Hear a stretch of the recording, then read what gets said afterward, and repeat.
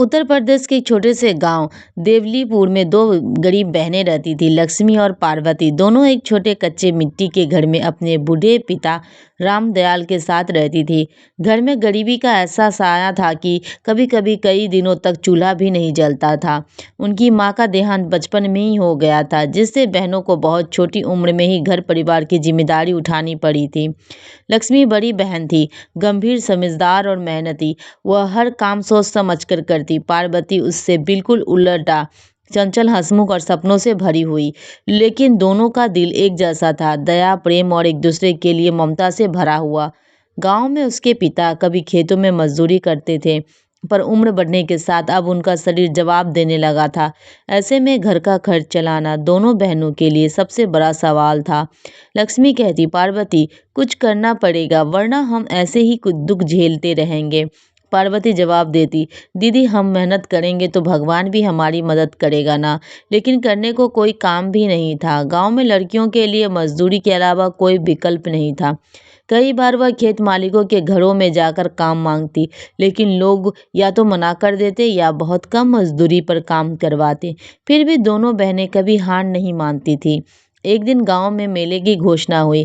कहा गया कि पास के शहर से कुछ लोग आएंगे जो स्थानीय हस्तशिल्प खरीदते हैं। लक्ष्मी को याद आया कि उसकी माँ चटाई बनाती थी और उसने बचपन में यह काम देखकर थोड़ा बहुत सीख लिया था। लक्ष्मी ने कहा, पार्वती, क्यों ना हम कुछ चटाइयाँ बनाएं, शायद बिक जाए। पार्वती खुश हो उठी। मैं घास ले आऊंगी दीदी, आप बनाना शुरू करो। दोनों बहनों ने कई दिनों तक कड़ी मेहनत की। जंगली घास काटकर सुखाई, रंग बिरंगे फूलों से प्राकृतिक रंग तैयार किए और कम समय में 5 सुंदर चटाइयाँ तैयार कर ली। जब मेले का दिन आया, दोनों बहनों ने उम्मीद से भरी वहां पहुंची।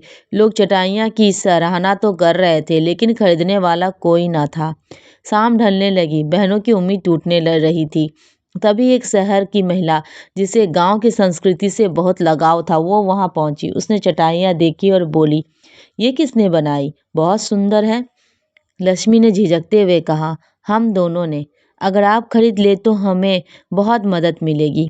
महिला ने 5 चटाइयाँ खरीद ली और मनचाहे से भी ज़्यादा पैसा दिया। इस पहली कमाई ने दोनों के चेहरे पे जो चमक पैदा की, वो कभी नहीं मिटने वाली थी। उस दिन के बाद दोनों बहनों ने चटाइयाँ बनाने का काम शुरू कर दिया। गांव के कई बच्चे, महिलाएं और बुजुर्ग उनके पास चटाइयाँ खरीदने आने लगे। कुछ महीनों में उन्हें छोटी सी कुटिया के पास एक झोपड़ी नुमा कार्यशाला भी बना ली, जहां वह रोज नए डिजाइन की चटाइयाँ तैयार करती। लेकिन रास्ता आसान नहीं था। कई बार बारिश में बनी चटाइयाँ खराब हो जाती, कभी खरीदार नहीं आते तो कभी घास उपलब्ध नहीं होती। फिर भी दोनों बहनों ने हार नहीं मानी।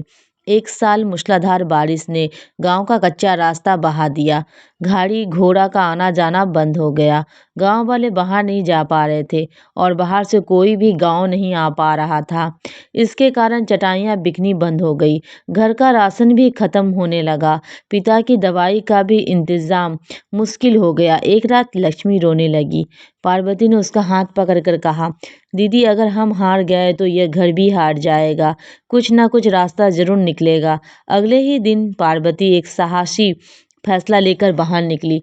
वह गांव के मुख्य स्कूल पहुंची। वहां की महिला शिक्षक से अनुरोध किया कि वह चटाइयाँ स्कूल में उपयोग करने के लिए खरीद ले। शिक्षक ने चटाइयाँ देखकर कहा, यह तो शानदार है, हम इन्हें बच्चों को बैठाने के लिए खरीद लेंगे। उस दिन उन्होंने 20 चटाइयों का ऑर्डर दिया। लक्ष्मी की आंखों में आंसू की खुशी के आंसू भर गए। पार्वती ने फिर साबित कर दिया कि उसके अंदर उम्मीद जागने की ताकत थी। धीरे धीरे दोनों बहनों का काम गांव के बाहर भी पहचान मिलने लगी। कई शहरों से ऑर्डर आने लगे। एक एनजीओ ने भी उससे संपर्क किया और उसके काम को बड़े बाजारों में बेचने की पेशकश की। अब दोनों बहनों ने कुछ और महिलाओं को काम पर रखा। गांव की कई गरीब महिलाएं भी उनके साथ चटाइयाँ और बनाने लगी। पूरे गांव धीरे धीरे विकसित होने लगा। एक दिन वह शहर की महिला, जिसने पहली बार उनकी चटाइयाँ खरीदी थी, फिर गांव आई। यह देखकर आश्चर्य में पड़ गई कि दो गरीब बहनों का सपना अब कई परिवारों का सहारा बन चुका था। महिला ने कहा, तुम दोनों बहनें केवल अपने जीवन की नहीं, इस पूरे गांव की किस्मत बदल रही हो।